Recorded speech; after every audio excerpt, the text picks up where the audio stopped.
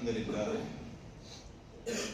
نحمده ونستعينه ونستغفره ونعوذ بالله من شرور أنفسنا ومن سيئات أعمالنا من يهد الله فلا مضل له ومن يضلل فلا هادي له وأشهد أن لا إله إلا الله وحده لا شريك له وأشهد أن محمدا عبده ورسوله صلى الله عليه وسلم تسليما كثيرا يا أيها الذين آمنوا اتقوا الله حق تقاته ولا تموتن إلا وأنتم مسلمون يا أيها الناس اتقوا ربكم الذي خلقكم من نفس واحدة وخلق منها زوجها وبث منهما رجالا كثيرا ونساء واتقوا الله الذي تساءلون به والأرحام إن الله كان عليكم رقيبا يا أيها الذين آمنوا اتقوا الله وقولوا قولا سديدا يصلح لكم أعمالكم ويغفر لكم ذنوبكم ومن يطع الله ورسوله فقد فاز فوزا عظيما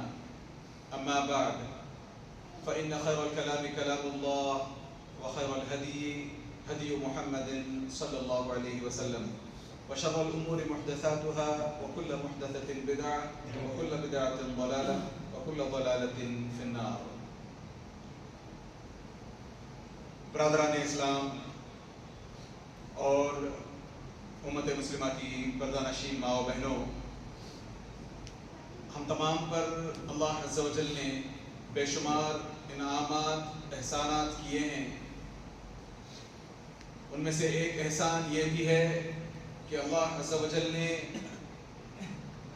ہم میں سے کئی ایسے ہیں جن کو اولاد عطا فرمائی، اور اللہ عز و جل کا اس سے بھی بڑا احسان یہ ہے کہ اگر ہم چاہیں، اگر ہم محنت کریں تو یہ اولاد کل کے دن ہمارے لیے حصول جنت کا ذریعہ نہ صرف بن سکتی ہے بلکہ جنت میں ہمارے اونچے درجات کا سبب بھی بن سکتی ہے.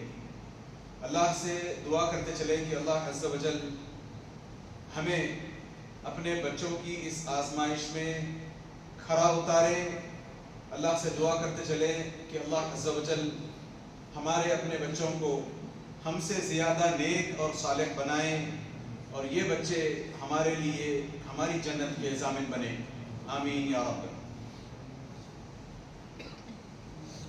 ہم جانتے ہیں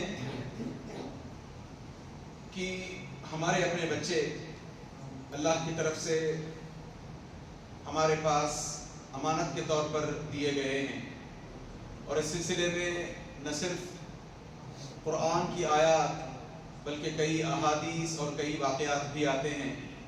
موقع نہیں ہے کہ میں ان تمام تفاصیل میں جاؤں. ہاں، اشارتاً ضمناً اتنا کہہ دوں میں کہ قرآن میں کم از کم 1 ڈزن جگہ، 12 جگہ کم از کم قرآن میں ایسی آیات آئی ہیں جن میں صاف طور پر والدین سے کہا گیا ہے کہ وہ اپنے بچوں کو لے کر کے غفلت کے شکار نہ ہوں. جیسے ہمارے پاس اگر کوئی شخص کوئی امانت چھوڑ جائے تو ہم اس امانت کو اسی طریقے سے باقی رکھنا چاہتے ہیں، اس امانت کا غلط استعمال نہیں کرنا چاہتے، اس امانت کو کسی بھی طریقے سے نقصان نہیں پہنچانا چاہتے.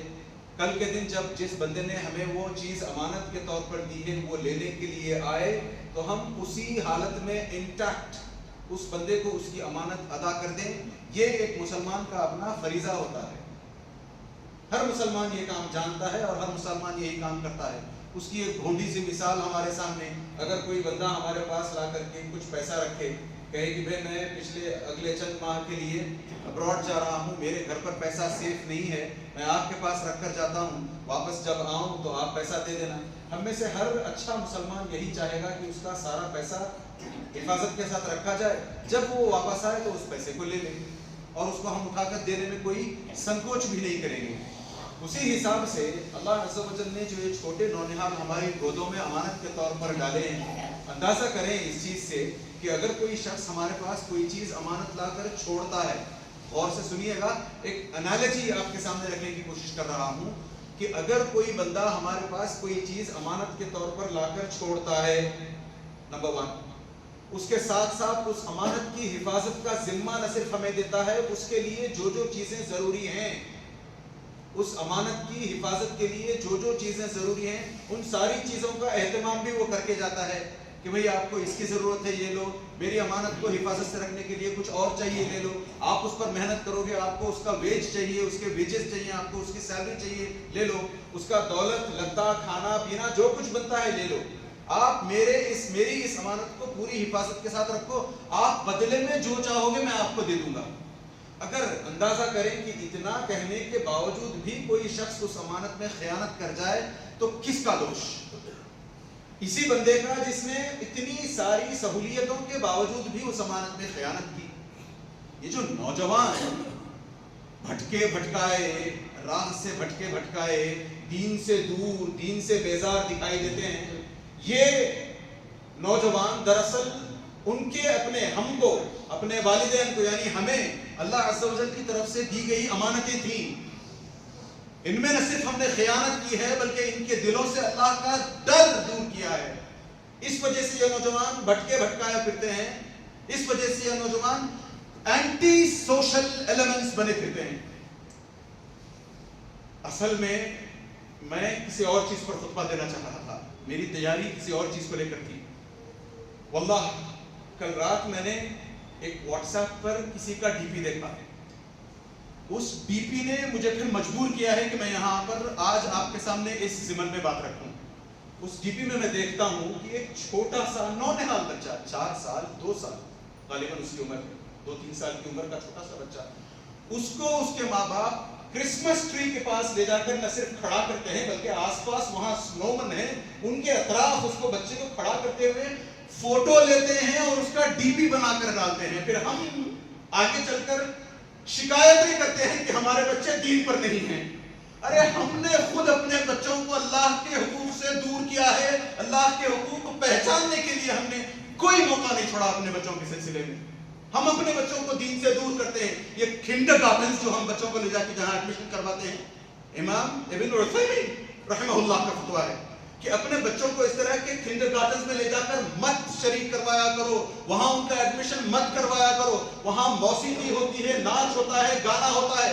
جب تم ان بچوں کو اللہ کے حقوق سے دور رکھو گے، اللہ کا حق نہیں سکھلاؤ گے، اللہ کا سب سے بڑا حق یہ ہے کہ صرف اسی کی عبادت کی جائے، تو یہ بچے کل کے دن جب ہم ان کو کنڈر گارٹنز میں اس طریقے سے بھیجتے ہیں اور یہ بچے ناچ گانا سیکھ کر کے بڑے ہوتے ہیں، تو ہم ان سے امید لگاتے ہیں کہ یہ بچہ جب کل کے دن بڑا ہو کر کے ڈاکٹر، انجینئر، پروفیسر بن جائے گا، میں جب بوڑھا ہو چکا ہوں گا، میں جب چلنے کے قابل نہیں رہوں گا، یہ بچہ میرے کاموں کا سہارا بنے گا۔ یہ بچے سہارا نہیں ہوں گے۔ بگاڑا کس نے؟ غلطی کس کی ہے؟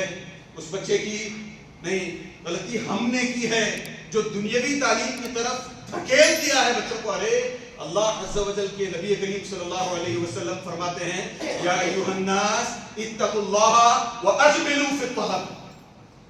اللہ عز و جل سے روزی روٹی مانگنے کے سلسلے میں کبھی بدظن نہ ہونا اور ہمیشہ اللہ عز و جل سے روزی حلال طریقے سے مانگا کرنا نبی کریم صلی اللہ علیہ وسلم کی تعلیمات ہیں۔ کیوں؟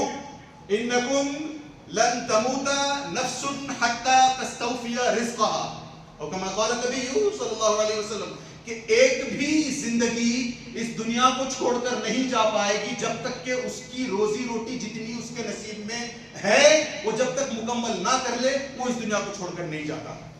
ہم جانتے ہیں کہ اللہ عز و جل نے ہمارے نصیب میں جو کچھ کمانا دھمانا لکھا ہے سب لکھ کر رکھا ہے، ہم جانتے ہیں، اس کے باوجود بھی ہم اپنے بچوں کو دین سکھلانے کی بجائے، بچپن میں دین سکھلانے کی بجائے ہم اپنے بچوں کو آوارہ گردی کے لیے چھوڑتے ہیں۔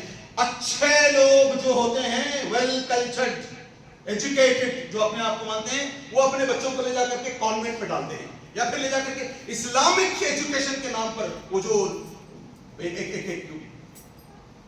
میں کیا بتاؤں آپ کے سامنے، اللہ المستعان، بولتے ہیں تو لوگ پھر ممبروں سے اٹھا بھگا دیتے ہیں، آپ کو یہاں پر آنے کی ضرورت نہیں ہے، جبکہ یہ ہمارے اپنے اندر جو ہمارے اپنے بچوں کو لے کر جو ڈر ہے کہ میرا بچہ دین سے دور ہو جائے گا، اس کے لیے میں لے جا کر کے اس کو اسلامک اسکول میں ڈالتا ہوں، اس کا ہوا بناتے ہیں یہ لوگ۔ اسلامک اسکول میں ہم ڈالتے ہیں، وہاں پر صرف چھوٹی موٹی باتیں سکھائی جاتی ہیں، عقیدے کے نام پر کوئی چیز نہیں سکھائی جاتی، سب آنکھوں کا دھوکہ ہے۔ کیا سکھلاتے ہیں وہاں پر؟ کل مما یلیک، کل بیمینک، سیدھے ہاتھ سے کھاؤ اپنے پلیٹ. یہ احادیث ہیں نبی کریم صلی اللہ علیہ وسلم کی، ان کو میں ہلکے میں نہیں لے رہا. مگر صرف یہ نبی کریم صلی اللہ علیہ وسلم نے سکھلانے کے لیے نہیں کہا ہے. نبی کریم صلی اللہ علیہ وسلم نے عقیدے کی مضبوط باتیں چھوٹے چھوٹے بچوں کو بچپن میں سکھلانے کے لیے کہی ہیں. امام ابن عثیمین کے فتوے کے تعلق سے میں آپ کے سامنے بات رکھ رہا تھا کہ ہم اس طریقے سے اپنے بچوں کو لے جا کر کے انگلش سکولز وغیرہ میں پڑھاتے ہیں، ماڈرن ایجوکیشن پڑھاتے ہیں. میں نے تو اس سے پہلے بھی یہاں پر بات رکھی تھی کہ یہ ماڈرن ایجوکیشن دراصل میں ایجوکیشن نہیں ہے، یہ صرف اسکل بلڈنگ ہے. ایک اگر سرجن بھی اچھی طریقے سے سرجریز کر لیتا ہے تو وہ ایجوکیشن کے نام پر نہیں ہے، وہ اس کے اندر ایک اسکل ہے. وہ بڑی ہونہاری کے ساتھ، بڑی صفائی کے ساتھ آپ کی اسکن کو کاٹتا ہے، اندر سے آپریشن کرتا ہے اور اس کو سوچر کر دیتا ہے. وہ ایک اسکل ہے. یہ اتنی اچھی جو بلڈنگیں نظر آتی ہیں آپ کو، یہ ایک اسکل ہے، ایجوکیشن نہیں ہے. یہ ایجوکیشن وہ ہے کہ جس میں آپ کو اور ہمیں اللہ عز و جل کے تعلق سے علم ہو. اللہ عز و جل کون ہے، ہمیں اس دنیا میں کیوں بھیجا گیا ہے، نبی کیوں بھیجے گئے، کتابیں کیوں اتاری گئی. یہ علم اگر حاصل ہو جائے بندوں کو تو پھر یہ بندے کل کے دن ہمارے اپنے فیوچر کا ضامن بن سکتے ہیں. نبی کریم صلی اللہ علیہ وسلم کی زبردست احادیث اس سلسلے میں آتی ہیں. ہم ان حدیثوں کو جانتے ہیں، میں ان حدیثوں پر پھر روشنی ڈالنے والا نہیں ہوں، وہاں سے ایک دو انفرنسز لے کر آگے بڑھتے ہیں. ہم جانتے ہیں اس حدیث کو جس کے بارے میں نبی کریم صلی اللہ علیہ وسلم نے کہا تھا کہ ایک انسان کی موت کے بعد اس کا عمل ختم ہو جاتا ہے، رک جاتا ہے اس کا عمل.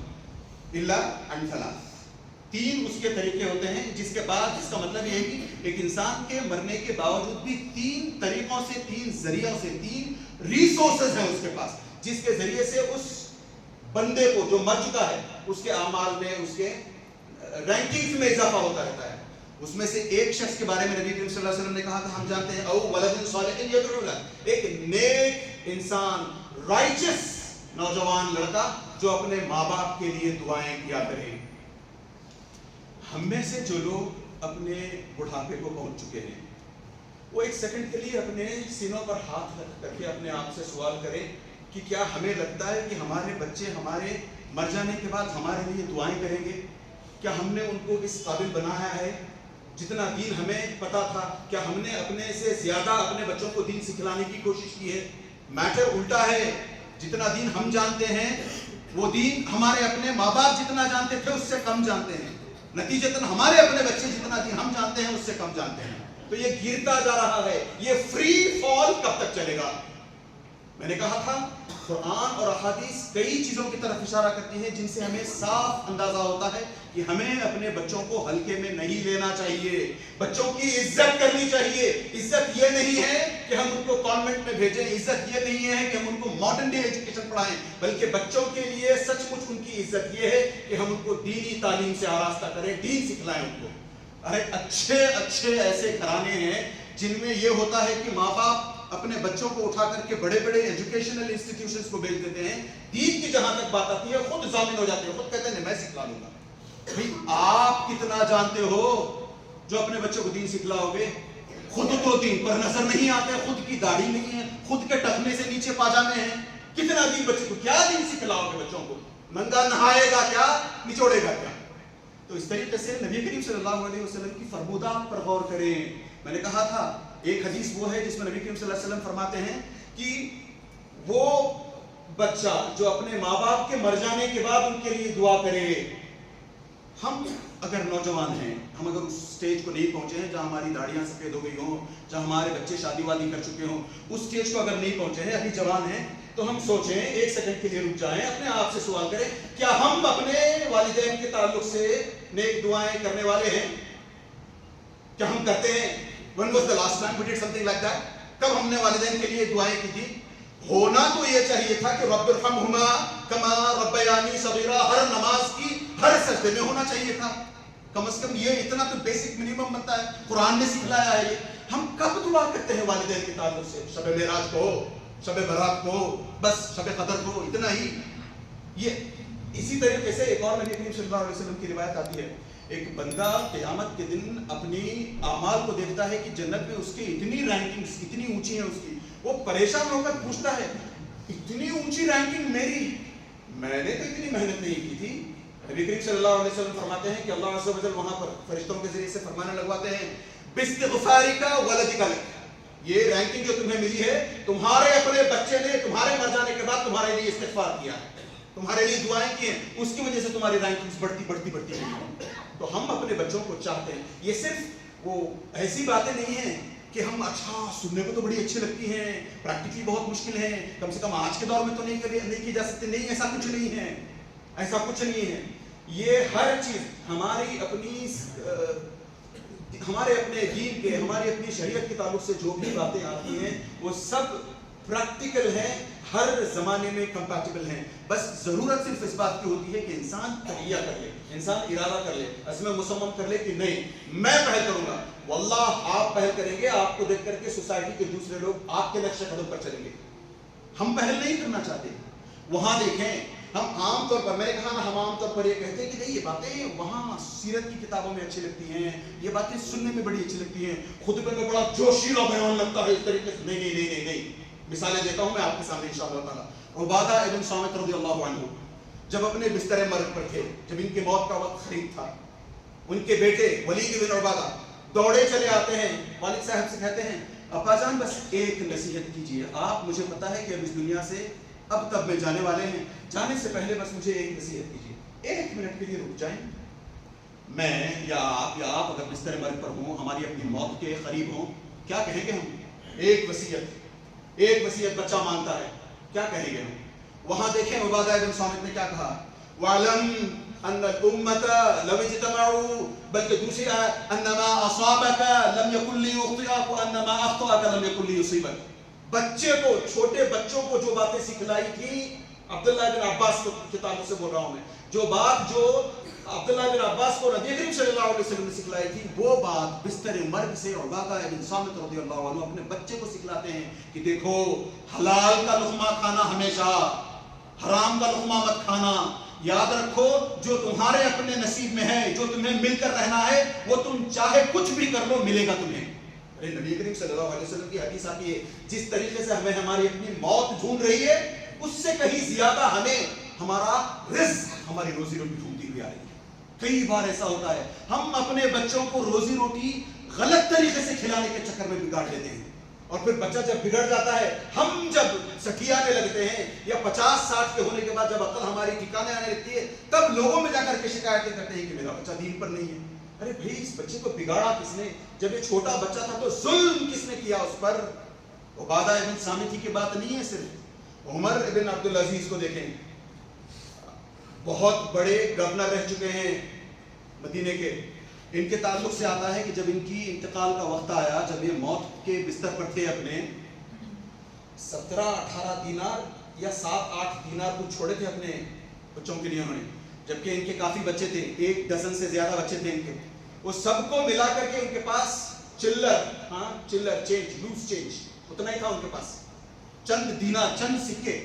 جب یہ انتقال کر کے جا رہے ہیں, لوگ آزو بازو آ کر کے کھڑے ہوتے ہیں, تب پوچھتے ہیں ما ترکت لابنائک یا عمر, اے عمر تم نے اپنے بچوں کے لیے کیا چھوڑا ہے؟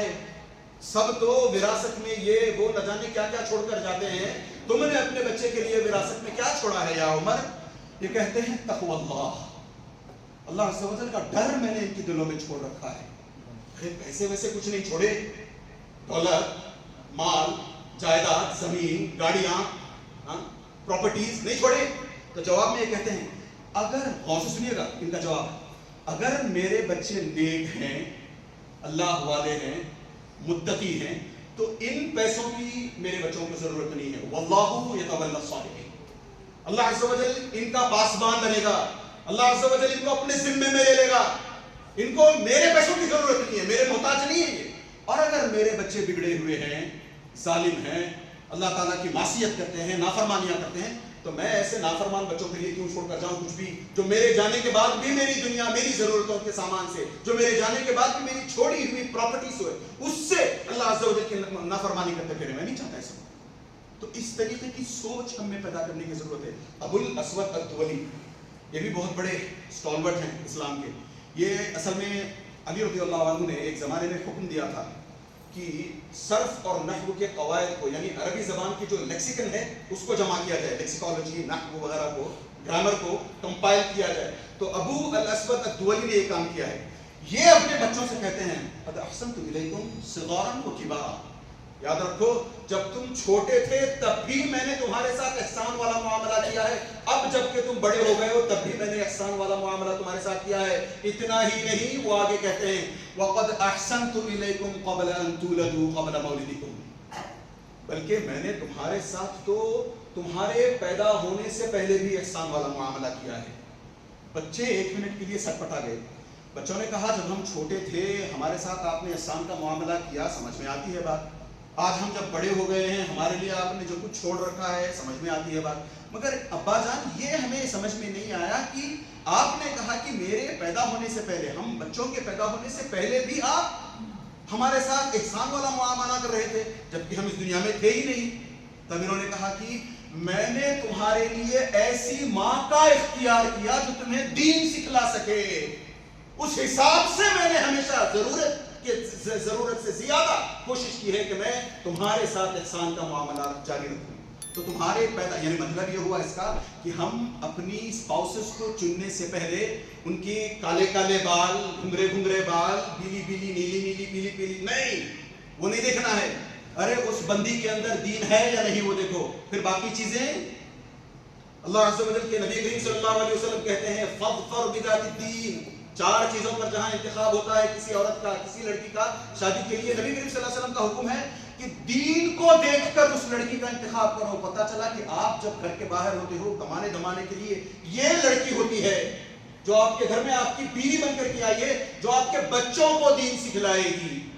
جو لڑکی خود سوپس میں، سیریلز میں، موویز وغیرہ میں اور پھر ادھر ادھر کی باتوں میں، کیلمنیشن جسے کہتے ہیں، چغلی، بیک بائٹنگ، ان چیزوں میں جو عورت لگی رہے، جو بیٹی لگی رہے، جو اہلیہ لگی رہے، وہ آپ کے بچوں کو کیا سکھلائے گی؟ لہٰذا جن کی شادیاں نہیں ہوئے وہ ابھی یہاں سے ہوش کے ناخن لیں۔ ایسی سینکڑوں مثالیں نبی کریم صلی اللہ علیہ وسلم کی سیرت میں، پھر صحابہ کی سیرتوں میں۔ میں ایک اور واقعہ رکھوں آپ کے سامنے اسی طریقے سے، عمر ابن میمون ابن مہران، اللہ المستعان، میمون ابن مہران بہت بڑے محدث رہے ہیں۔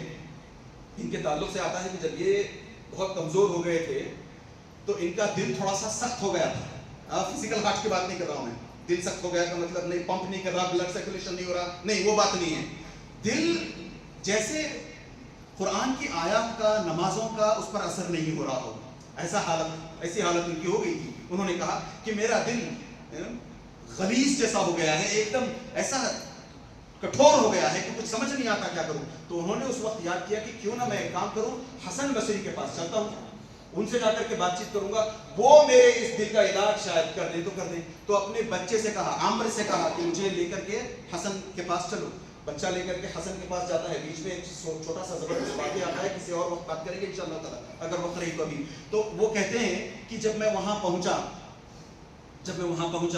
تو حسن بصری نے مجھے دیکھا، بات بہت لمبی تفصیل ہے اس میں۔ حسن بصری نے آخر میں جب ان سے کہا کہ انہوں نے کہا کہ میرے دل کو پتہ نہیں کیا ہو گیا ہے کہ دل پر جو ہے وہ قصبہ جیسی حالت ہے، سخت جیسا ہو گیا ہے میرا دل۔ تو انہوں نے 3 آیات کی تلاوت کی، بس میرے پاس پھر وقت نہیں ہے کہ میں ان آیات کی تفسیر آپ کے سامنے رکھوں۔ افرأیت ان متعناہم سنین ثم جاءہم ما کانوا یوعدون ما اغنی عنہم ما کانوا یمتعون۔ یہ سننا تھا 3 آیات کی، بے ہوش ہو گئے میمون بن مہران۔ میں یہاں پر بات نہیں روک رہا، میمون بن مہران کے واپس ہوش میں آنے کے بعد جب میمون بن مہران اپنے بیٹے کو لے کر کے واپس چلتے ہیں تو بیٹا پلٹ کر کہتا ہے یہ تھے حسن بصری، یہی تھے کیا حسن بصری؟ ہاں بیٹا یہی حسن بصری تھے۔ کیا میں سمجھ رہا تھا کہ کوئی بڑے ترم خان جیسے ہوتے ہیں نا، کوئی بڑے آدمی ہوں گے، میں سمجھ رہا تھا کہ سچ مچ آپ کا علاج کر دیں گے۔ یہ کیا کیا انہوں نے؟ بس قرآن کی 3 کوئی آیات پڑھی، بس بھیج دیا آپ کو اٹھا کر کے۔ تو پلٹ کر یہ جواب میں کہتے ہیں کہ اگر تمہیں پتا چل جائے کہ یہ 3 آیات کیا ہیں اور ان 3 آیات کا اثر دلوں پر کیا ہوتا ہے تو واللہ تم بھی ویسے ہی لرز جاؤ جیسے میں لرزا ہوں۔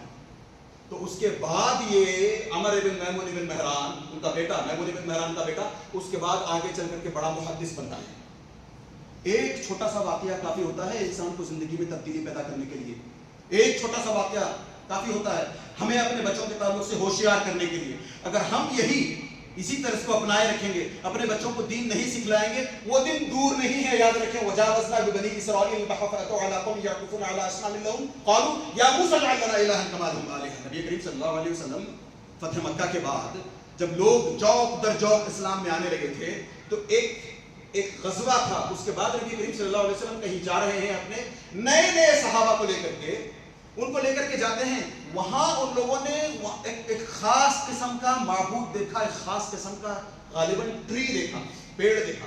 اس پیڑ کے اطراف میں لوگ جو ہے اپنے تلواروں کو لٹکائے ہوئے ہیں، کچھ عبادت کے طور پر کچھ کرتے جا رہے ہیں، یا تو طواف کر رہے ہیں یا کچھ کرتے جا رہے ہیں. وہ جیسے ہی ان لوگوں نے دیکھا، نبی کریم صلی اللہ علیہ وسلم کے ساتھ ہیں یہ لوگ، مگر انہوں نے نبی کریم صلی اللہ علیہ وسلم کی ویسی صحبت نہیں پائی، ان کا عقیدہ ویسا ڈیولپ نہیں ہو پایا تھا، ابھی مسلمان ہوئے تھے. یہ دیکھتے ہی کہتے ہیں اجعل لنا یا رسول اللہ اجعل لنا الہا کما لہم آلہہ. ان کا جیسا ایک یہ جو ٹری ہے، مان لیں کرسمس ٹری، ویسا ایک ٹری ہمیں بھی دے دیا جائے ہمارے. تو یہ نبی کریم صلی اللہ علیہ وسلم کہتے ہیں واللہ قلتم کما قال بنو اسرائیل موسیٰ، ارے موسیٰ علیہ السلام سے جیسے بنی اسرائیل نے فرمائش کی تھی کہ ہمارے لیے، وہی تم نے بھی فرمائش کر دی ہے.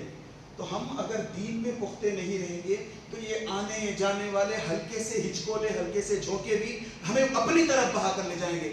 دین میں اگر ہم ثابت قدم رہنے کی کوشش کریں گے تو پھر انشاءاللہ تعالی ہمارے یہ بچے کل کے دن ہمارے لیے اپنا ثمرہ بن سکتے ہیں، ہماری جنت میں جانے کا راستہ بن سکتے ہیں، بلکہ ہماری جنت میں اونچائیوں کا سبب بن سکتے ہیں. اللہ سے دعا کریں کہ اللہ عز و جل ہمیں سچ مچ اپنے بچوں کو دین پر باقی رکھنے کی توفیق عطا فرمائے. یاد رکھیے گا اس کے لیے یہ نہیں ہے کہ ہم اپنے بچوں کی دین کی تربیت کرنا شروع کریں، اس سے پہلے یہ ضروری ہے کہ ہم خود دین پر آنے لگیں. دین میں ہم اپنے آپ کو دین کے پیمانے پر، دین کی کسوٹی پر دیکھیں کہ ہم 1 سے 10 جہاں تک اسکیل آتی ہے اس میں کتنے میں ہیں، ہم 1 پر ہیں، 2 پر ہیں، 3 پر ہیں، کہاں ہیں دیکھیں، غور سے دیکھیں، اپنے اطراف و اکناف میں دیکھیں. ہم عام طور پر سمجھتے ہیں کہ میں انف دین جانتا ہوں، میرے پاس دین کا بہت نالج ہے.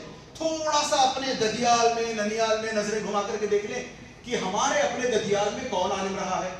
میرے چاچا، میرے تایا، میرے چاچا کے بچے، تایا کے بچے، پھوپھی کے بچے، چاچی، نہیں کوئی نہیں. ننیال کی طرف دیکھیں، اس طریقے سے یہاں کوئی عالم رہا ہے نہیں. اکا دکا مل جاتے ہیں اور ہم خوش ہونے لگتے ہیں اس طریقے سے اگر کوئی ایک عالم ددیال یا ننیال میں نکلا ہے نا ہمارے پاس بھی عالم نہیں. اگر ایسا ہوتا ہے تو اس دائرے کو، اس سرکل کو اور چھوٹا سا کریں، دیکھیں کہ ہمارے اپنے بچوں میں کوئی ہے جو دین پر چلتا ہے. میں ہوں جو دین پر چلتا ہوں نہیں. اگر ہم خود دین پر نہیں ہیں تو ہمارے اپنے بچوں کو دین کیا سکھلا جائیں گے ہم. لہٰذا میں نے کہا نا، اللہ سے دعا کریں کہ اللہ عز و جل یہ توفیق عطا فرمائے کہ ہم دین پر باقی رکھیں اپنے بچوں کو. اس کے لیے جو ضروری ہے کہ ہم بھی دین پر باقی رہیں. اللہ عز و جل ہمیں دین خوب سے خوب تر سکھلائے اور ہماری ساری زندگی اللہ عز و جل ہمیں دین پر ثابت قدم رکھے. جب ہمارا خاتمہ ہو تو اللہ عز و جل ہمیں اس دنیا سے جاتے جاتے کلمہ توحید ہماری زبانوں پر جاری فرمائے. جیسے میں نے تھوڑی دیر پہلے بھی کہا تھا کہ ہم اپنے بچوں کو ماڈرن ڈے ایجوکیشن کی طرف بھیجتے ہوئے شروع سے ہی ہمارے اپنے بچوں کی ذہن سازی، شروع سے ہی مائنڈ میپنگ کچھ ایسے طریقے سے کرتے جاتے ہیں اپنے بچوں کی کہ پھر بچہ پلٹ کر دین کی طرف نہیں آتا، دین میں اسے رغبت نہیں ہوتی. بچے کو بچپن سے دین سکھلایا جائے تو واللہ وہ دین اس بچے کا کمپینین بن سکتا ہے. بچہ بڑا ہو جائے، مونچھیں آ جائیں، داڑھی نکل کے آئے، پٹھے مضبوط ہو جائیں، تب جا کر کے اس سے دین سیکھنے کو کہو. 99 out of 100 times نہیں ہوتا، عام طور پر یہ سیکھتا نہیں ہے بچہ. اور وہی بچہ اگر بچپن ہی سے دین سیکھنے لگے تو عین ممکن ہے کہ یہی بچہ اس اپنے دین کو اپنا سب سے بیسٹ کمپینین، سب سے بہترین دوست مان کر چلے. ورنہ ہم جس طریقے سے اپنے بچوں کو دین کی بجائے دنیا میں دھکیلتے جاتے ہیں، یہ سکھلا رہے ہیں ہم یظنون باللہ غیر الحق ظن الجاہلیہ. ہم جہالت سکھاتے جا رہے ہیں اپنے بچوں کو. ہم اپنے بچوں کو دین کے نام پر تو کچھ نہیں دیتے، دنیا سکھلانے، دنیا بٹورنے، دنیا میں کمائی کرنے، دنیا میں زندہ رہنے، دنیا میں اونچے سے اونچا منصب پانے کے لیے جو بھی کرو آنکھ بند کر لیں گے، ہمیں دکھائی نہیں دے گا، ہم یہ مان کر چلتے ہیں. یہاں دیکھیں، میں نے کہا نا عمر ابن عبدالعزیز، ان کو دیکھیں. ان کا ایک دفعہ کا واقعہ آتا ہے کہ ان کی چھوٹی سی بچی، بڑی چھوٹی بچی، 3 سال 4 سال کچھ عمر رہی ہوگی، بہت چھوٹی سی بچی، عید کا دن ہے، روتے ہوئے ابا جان کے پاس آتی ہے. یاد رکھیں، انڈر لائن کرنے والی بات یہ ہے کہ عمر ابن عبدالعزیز امیر المؤمنین ہیں، اس وقت کے گورنر ہیں، یعنی بہت ساری چیزیں ان کے اپنے کنٹرول میں ہیں، وہ حاکم ہیں اس وقت کے. یاد رکھیں اس پوائنٹ کو. تو وہ چھوٹی سی بچی روتی ہوئی آتی ہے، عید کا دن ہے. والد صاحب پوچھتے ہیں، عمر پوچھتے ہیں، بیٹا رونے کا کیا سبب ہے؟ مایوس کیوں رو رہی ہو؟ تو یہ کہتی ہیں میری ساری سہیلیاں جتنی بھی جن کو بھی میں جانتی ہوں سب نے نئے کپڑے پہن رکھے ہیں، اور ایک آپ کی بیٹی ہے، آپ امیر المومنین ہو، آپ کی اپنی بچی نے، آپ کی اپنی بیٹی نے پرانے کپڑے عید کے دن پہن رکھے ہیں، کوئی چانس ہے کہ ہم بھی نئے کپڑے پہن لیں؟ چھوٹی بچی تھی، چھوٹی بچی کی چھوٹی باتیں بڑی اثر کرنے والی باتیں۔ عمر ابن عبدالعزیز کی آنکھیں بھر آئیں، فوراً اٹھے، ٹریجرر کے پاس گئے جس کے پاس سارے بیت المال کی چابیاں ہوتی ہیں، سارے بیت المال کا لیکھا جوکھا اس کے پاس ہوتا ہے، balance work and balance sheet ہوتی ہے اس کے پاس ہوتی ہے، وہ سب دیکھا، اس کے پاس جا کر کے کہنے لگے کہ کیا یہ ممکن ہے کہ ہم ایک ٹرم سمجھتے ہیں، میں اس ٹرم کو یوز کر کے بتاؤں گا، کیا یہ ممکن ہے اے خازن کہ میں سیلری ایڈوانس لے لوں؟ جنوری کا مہینہ چل رہا ہے، فیبروری کا مہینہ ابھی آیا بھی نہیں ہے، مجھے فیبروری کی سیلری ایڈوانس میں دے دو، میں فیبروری کے اینڈ تک کام کر لوں گا تو ہٹوس سب ٹھیک ہو جائے گا نا۔ تو انہوں نے کہا ٹھیک ہے، وہ خازن جبکہ وہ ان سے نیچے ہے، وہ کہتا ہے ٹھیک ہے میں یہ کرنے کو تیار ہوں، مگر مجھے ایک کنڈیشن میرے پاس ہے، ایک شرط ہے میرے پاس۔ انہوں نے کہا بتاؤ کیا شرط ہے؟ تو کہنے لگی کہ کیا آپ گارنٹی دے سکتے ہو کہ آپ فیبروری کے اینڈ تک زندہ رہو گے، آپ آ کر برابر فیبروری کے اینڈ تک کام کرو گے، بیچ میں بیمار نہیں پڑو گے؟ ہاں، یہ جو آپ کا ذمہ ہے، جو آپ کا ولاۃ الامر کا جو ذمہ ہے، اس کو آپ نبھا پاؤ گے، پھر اگلے مہینے کے اینڈ تک کرو گے؟ تو یہ سکتے میں آ گئے، فوراً واپس آئے، اسے کہا نہیں مجھے نہیں چاہیے پیسہ، واپس آ گئے۔ واپس آ کر کے جیسے ہی گھر پہنچتے ہیں، سارے بچے انتظار میں ہیں کہ چھوٹے چھوٹے بچے جو ہیں، وہ بچے پلٹ کر پوچھتے ہیں ابا جان کیا ہوا؟ پیسے لے آئے آپ، ہم بھی نئے کپڑے پہن لیں، ملے پیسے؟ تو یہ پلٹ کر کہتے ہیں اتصبرون، کیا تم میرے ساتھ صبر کرنے کو تیار ہو تاکہ ہم سب کے سب مل کر کے جنت میں داخل ہو جائیں؟ یا پھر فیصلہ تمہارے ہاتھ میں ہے، تم چاہو تو میں پیسے لے آؤں، مگر بدلے میں یہ ہوگا کہ شاید تمہارا باپ جہنم میں جائے، بتاؤ تم کیا چاہتے ہو؟ سب نے ایک آواز ہو کر کہا نصبر، ہم سب صبر کر لیں گے، ہمیں یہ کپڑے یہ دولت نہیں چاہیے۔ ولا تعجبک اموالہم واولادہم، انما اللہ عز و جل کہتے ہیں قرآن میں ان غیر مسلموں کے پاس جو مال ہیں، جیسی ان کی اولادیں ہیں، جیسے یہ شائن کرتے ہیں، بڑی بڑی کمپنیز کے سی ای اوز، ایم ڈیز، پتہ نہیں مینیجنگ ڈائریکٹرز کیا کیا بنے بیٹھے ہیں، ان کو دیکھ کر کے پریشان مت ہونا، ان کی امیزمنٹ کو دیکھ کر کے آپ اندر سے تنگ نہ ہونا، پریشان نہ ہونا۔ اللہ عز و جل اصل میں چاہتے ہیں کہ اس دنیاوی زندگی کے ذریعے سے ان کو عذاب میں جھونکا جائے، دنیا میں عذاب دیا جائے، وَتَذْهَبَ أَنفُسُهُمْ وَهُمْ كَافِرُونَ، اور یہ کافر ہو کر ہی مریں گے۔ تو ہم چاہتے ہیں کہ ہم اپنی دنیا بنائیں at the cost of our hereafter, آخرت کی کاسٹ پر نہیں۔ ہم چاہتے ہیں کہ ہماری دنیا اگر ہمارے ہاتھوں سے جاتی ہے تو جائے، ہم اپنی آخرت کا سودا ہونے نہیں دیں گے۔ اگر ہم چاہتے ہیں کہ ہماری اپنی آخرت کے سودے نہ ہوں تو ہم اپنے نونہالوں کو دین پر باقی رکھ کر کے جائیں گے۔ اللہ سے دعا کریں کہ اللہ عز و جل ہمیں پوری طاقت، پوری توفیق عطا فرمائے کہ ہم اپنے نونہالوں کو دین پر باقی رکھ سکیں۔ اللہ عز و جل سے دعا کریں کہ اللہ عز و جل ہمیں یہ توفیق بخشے کہ جہاں جہاں ہمیں دین کا علم بٹتا، دین کا علم بکھیرا جاتا نظر آتا ہو، ہم اپنے دامنوں کو پسارتے ہوئے چلے جائیں کہ ہم وہاں سے اپنی جھولی، دین کا علم حاصل کرنے والی جھولی کھول کر کے جائیں گے، دین بھر بھر کے لائیں گے اور دین پر باقی رہنے کی کوشش کریں گے۔ اللہ سے دعا کریں کہ اللہ عز و جل سب ہمارے لیے ممکن فرمائے۔ ان اللہ و ملائکتہ یصلون علی النبی یا ایھا الذین آمنوا صلوا علیہ وسلموا تسلیما اللهم صل علی محمد وعلى آل محمد كما صليت على ابراہیم وعلى آل ابراہیم انك حمید مجید اللهم بارک علی محمد وعلى آل محمد كما بارکت على ابراہیم وعلى آل ابراہیم انك حمید مجید۔ عباد اللہ رحمني ورحمكم الله ان الله يأمر بالعدل والإحسان وإيتاء ذي القربى وينهى عن الفحشاء والمنكر والبغي يعظكم لعلكم تذكرون اذكروا الله يذكركم وادعوه يستجب لكم ولذكر الله أكبر والله يعلم ما تصنعون۔